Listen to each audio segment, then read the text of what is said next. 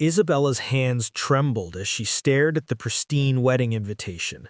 The gold-embossed letters seemed to mock her with their elegance. You are cordially invited to witness the union of Marcus Benson and Victoria Williams. Her ex-husband was getting married, and he had personally ensured she received an invitation. 5 years had passed since their divorce. 5 years since Marcus had looked at her with cold, dismissive eyes and said the words that shattered her world. A woman who cannot give me an heir is worthless to me. Isabella's world shattered on a Tuesday afternoon, in the marble-floored living room of the mansion she had helped build with her silent sacrifices. But before we dive into her heartbreak, let me take you back to where it all began, to the love story everyone believed was perfect. 3 years earlier, Isabella Chen was a brilliant architect working for a mid-sized firm when she met Marcus Whitmore at a charity gala. He was everything the magazines said he was: devastatingly handsome, sharp as a knife, and worth more money than most people could count. But what drew her to him wasn't his wealth. It was the vulnerability he showed her that night, when he confessed his fear of ending up alone despite having everything. Their courtship was a whirlwind. Marcus pursued her with an intensity that made her feel like the only woman in the world. Within 6 months, they were married in a ceremony that made headlines. Isabella left her career to support his expanding business empire, hosting dinners for investors, managing his properties, and standing beside him through every triumph. Before we continue, drop a comment and let me know. Have you ever sacrificed everything for someone you loved? For 3 years, their marriage looked flawless from the outside. But behind closed doors, a silent pressure was building. Month after month, the pregnancy tests came back negative, and slowly, almost imperceptibly, the man who once looked at her like she hung the moon began to look at her like she was broken. The change in Marcus didn't happen overnight.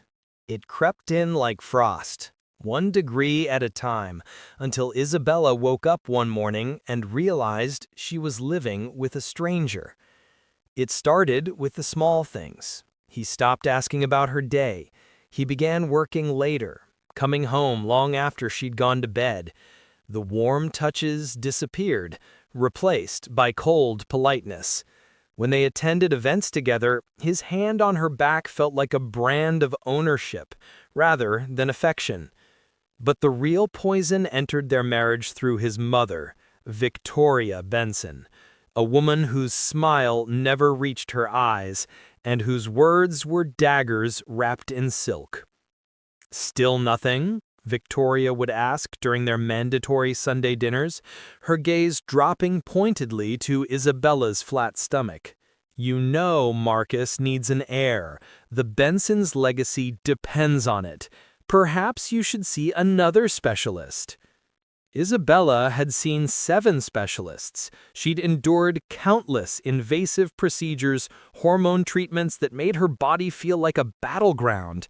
And each time, the doctors said the same thing. "There's nothing wrong with you, Mrs. Benson. These things take time."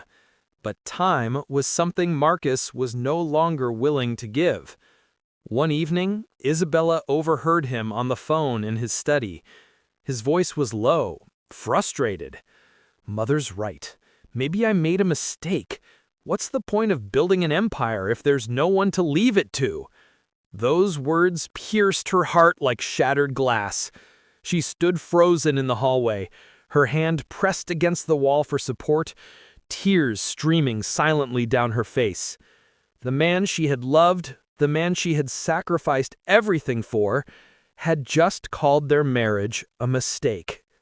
Drop a comment if you've ever been blamed for something that wasn't your fault. The universe has a cruel sense of timing. Just when Isabella was trying to salvage what remained of her marriage, she discovered Marcus had already moved on. Her name was Vanessa Williams, a corporate lawyer with legs for days, ambition in her eyes, and most importantly, no history of failure to conceive. She joined Marcus's company 6 months ago as head of legal affairs, and the rumors had started almost immediately. Isabella first saw them together at a business conference she'd attended to surprise Marcus. They stood too close, laughed too intimately. Vanessa's hand lingered on his arm in a way that spoke of familiarity, of secrets shared in dark corners. When Isabella confronted him that night, Marcus didn't even have the decency to lie. "She understands the pressure I'm under," he said coldly, loosening his tie without meeting Isabella's eyes. "She doesn't look at me with those desperate, pleading eyes every month. She makes me feel like a man, not a failure." "I make you feel like a failure?" Isabella's voice cracked. "I'm the one who's been poked and prodded by doctors while you refuse to even get tested?" Marcus's face darkened with rage. "Are you suggesting this is my fault? The Benson men have produced heirs for generations. My grandfather had 6 children. My father had 4. The problem, Isabella, is clearly you. Comment below if you've ever been gaslighted by someone who refused to take responsibility." The argument escalated until Marcus grabbed his coat and stormed out. He didn't come home that night or the next 3 nights. Isabella knew where he was. Everyone knew. The tabloids were already running photos of Marcus and Vanessa at expensive restaurants, her hand resting possessively on his chest.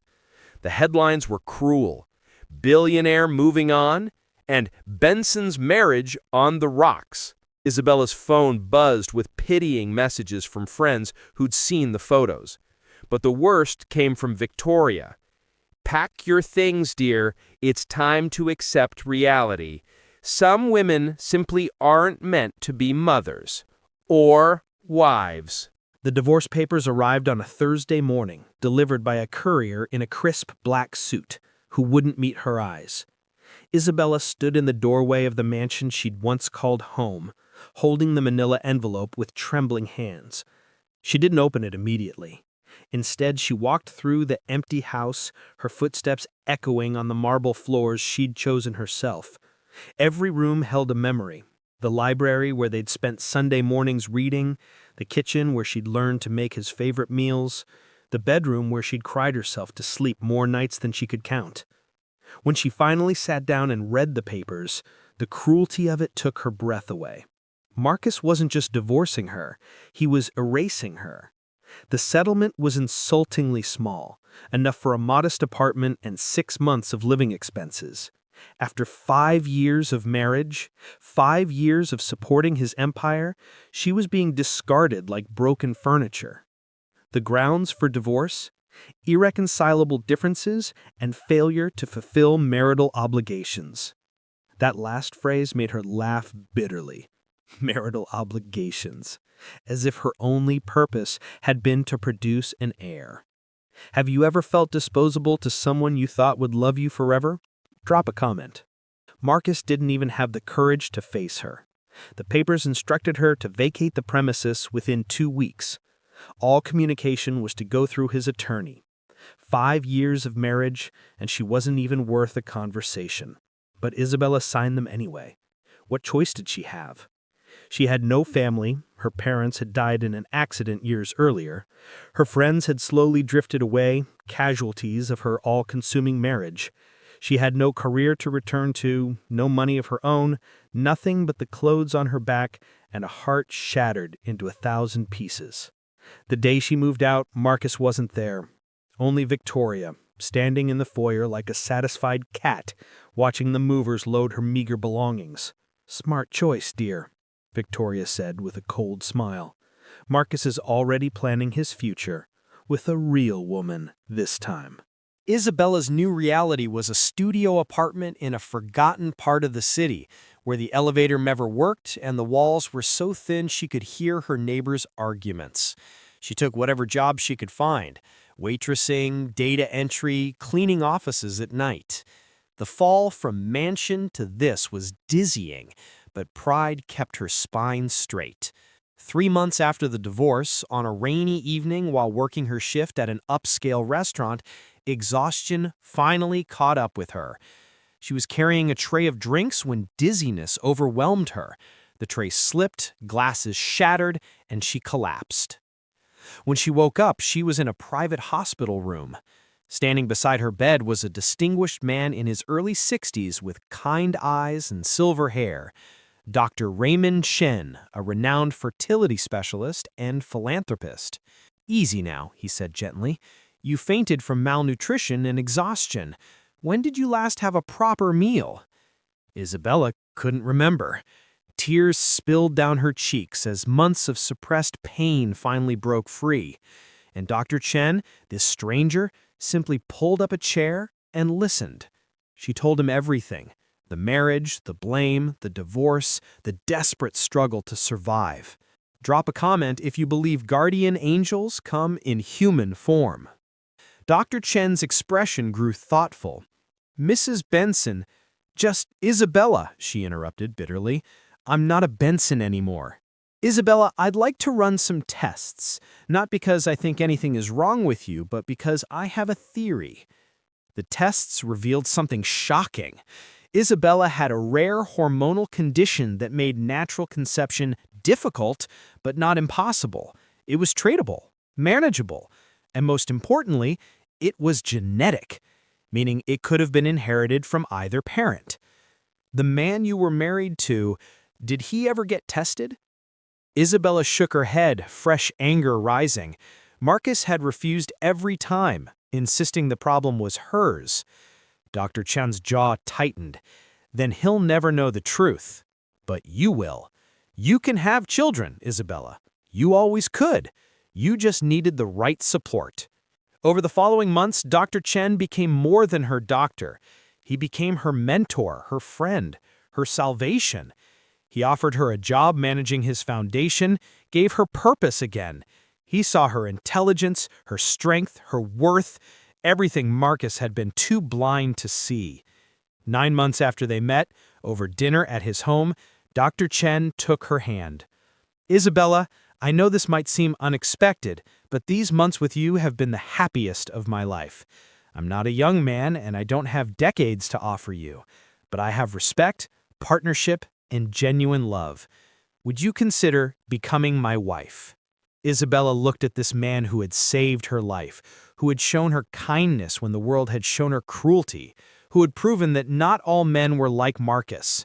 Through tears, she whispered, "Yes." Isabella's wedding to Dr. Raymond Chen was nothing like her first.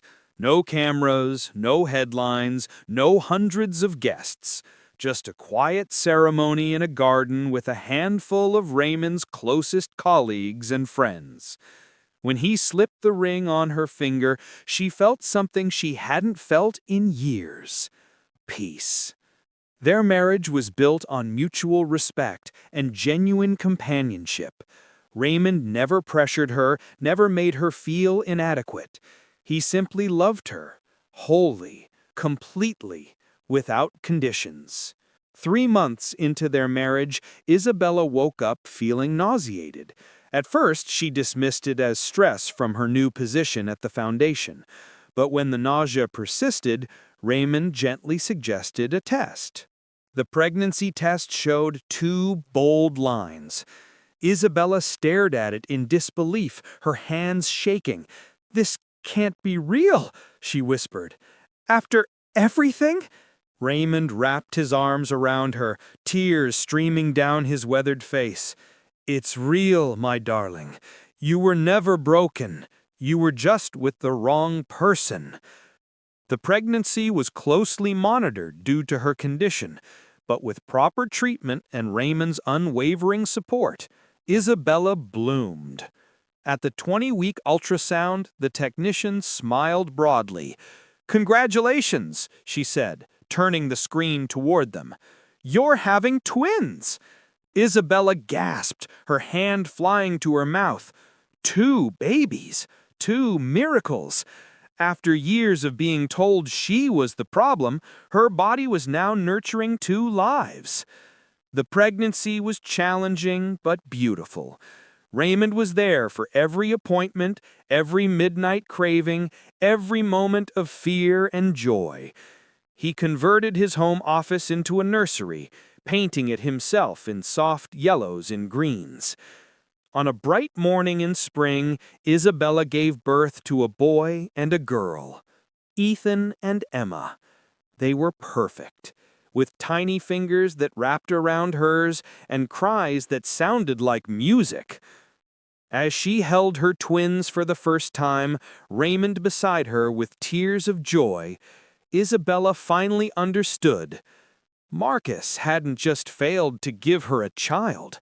He'd failed to give her love, respect, and partnership. Raymond had given her all three, and the children were simply the beautiful result of a marriage built on the right foundation. For 2 years, Isabella lived in blissful happiness, raising her twins with a man who cherished them all.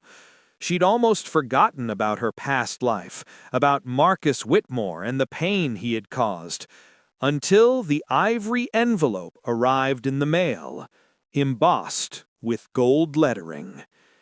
The invitation to Marcus Benson's wedding to Vanessa Williams.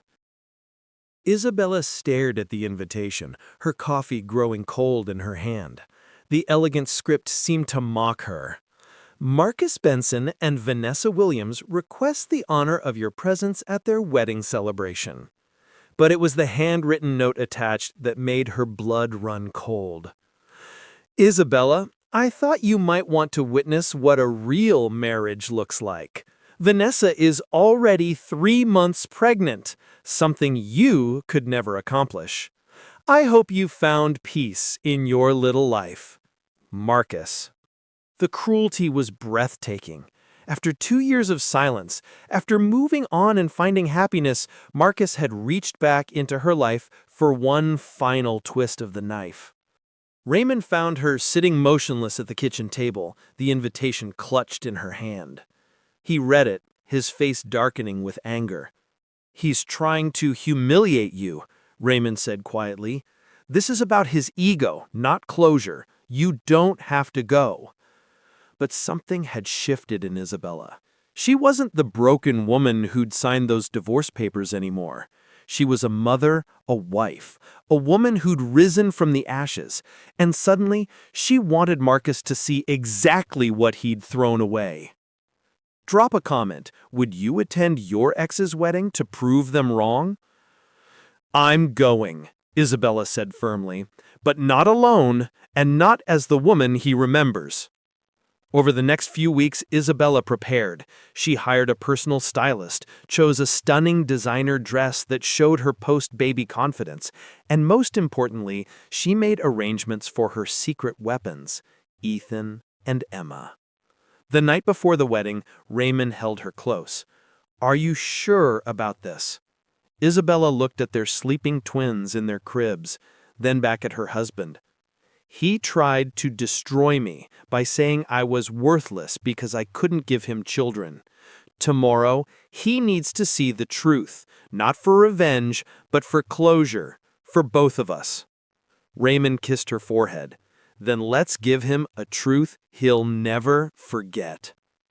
The wedding was being held at the city's most exclusive hotel, the same place where Marcus had first proposed to Isabella 5 years ago. As the black Hummer limousine pulled up to the entrance, Isabella took a deep breath. The valet opened the door, and Isabella stepped out in a floor-length emerald gown that caught the sunlight. But it was what happened next that made every head turn. 2 nannies emerged, each carefully carrying a beautiful 2-year-old child, Ethan in a tiny suit, and Emma in a white dress with ribbons in her dark curls. Isabella took her children's hands, one on each side, and walked toward the entrance with her head held high. The hotel ballroom was a monument to excess. Crystal chandeliers worth more than most people's homes, roses flown in from 3 different countries, and 500 guests dressed in their finest. At the center of it all stood Marcus Benson, resplendent in a custom Italian suit, his hand possessively on Vanessa's lower back. Vanessa looked radiant in her wedding gown, her small baby bump barely visible beneath the expertly tailored silk. She leaned into Marcus, whispering something that made him laugh, the same laugh Isabella once thought was meant only for her.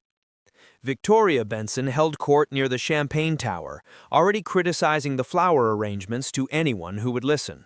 The entire scene was designed to project one message: Marcus Benson had upgraded, moved on, and won. Then Isabella walked in. The effect was instantaneous. Conversations died mid-sentence. Champagne glasses paused halfway to lips. Every eye in the room turned toward the entrance. Isabella moved through the crowd like royalty, her emerald dress flowing behind her, but it wasn't her beauty that stopped people in their tracks. It was the two gorgeous children holding her hands, looking around with wide, curious eyes. Comment below if you've ever made an entrance that silenced a room. Marcus saw her. For a moment, his face went completely blank, as if his brain couldn't process what his eyes were seeing. Then recognition hit, followed by shock, followed by something that looked dangerously close to panic. "Is that," someone whispered, "Isabella Benson? And are those children?" The whispers spread through the ballroom like wildfire. Isabella had timed her arrival perfectly, after most guests had arrived, but before the ceremony began. Maximum impact. Vanessa's grip on Marcus's arm tightened, her knuckles white. "Who is that?" she hissed, though from her tone she already knew. Victoria Benson's champagne glass slipped from her fingers, shattering on the marble floor. Isabella walked steadily toward the front of the room, toward Marcus and Vanessa, her children still holding her hands. Ethan squeezed her hand nervously, and she gave him a reassuring smile that was pure maternal love, the kind of love Marcus had once told her she'd never be capable of giving. When she was 10 feet away, Isabella stopped. The entire ballroom had gone silent. Even the string quartet had stopped playing. Marcus finally found his voice. "Isabella, what are you doing here?" Isabella's smile was serene, untouchable. "You invited me, Marcus, remember? You wanted me to witness what a real marriage looks like." She glanced down at her twins, then back at him. "I thought it only fair that you witness what real blessings look like." Marcus's face had gone pale. His eyes kept darting between Ethan and Emma, doing math in his head, his expression growing more stricken by the second. "These are my children," Isabella said clearly, her voice carrying across the silent ballroom. "They're 2 years old."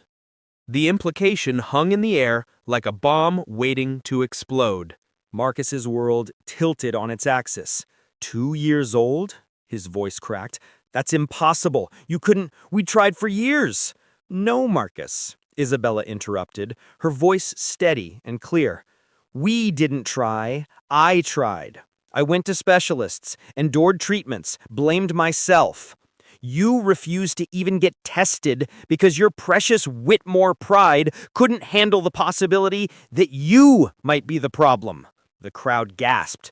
Vanessa's face had gone deathly pale, her hand instinctively moving to her small bump. Isabella reached into her clutch and pulled out a sealed envelope. "This is from Dr. Raymond Chen, my husband and one of the world's leading fertility specialists. It contains medical records proving I was always capable of having children." She handed the envelope to Marcus, whose hands shook as he took it. "But there's more," Isabella continued, her voice cutting through the stunned silence. "Dr. Chen also had your medical records analyzed, the ones from your company's executive health screening 2 years ago that you never bothered to review completely." Marcus's face drained of all color. "According to those records," Isabella said, looking directly at Vanessa now, "Marcus has a condition called azoospermia. It developed progressively during our marriage, likely stress-induced, and now permanent. In simple terms, he's sterile. He cannot father children anymore." Vanessa stumbled backward, her hand flying to her stomach. No, that's not. I'm pregnant. Isabella's expression softened with something like pity. Then I suggest you have a very honest conversation with someone.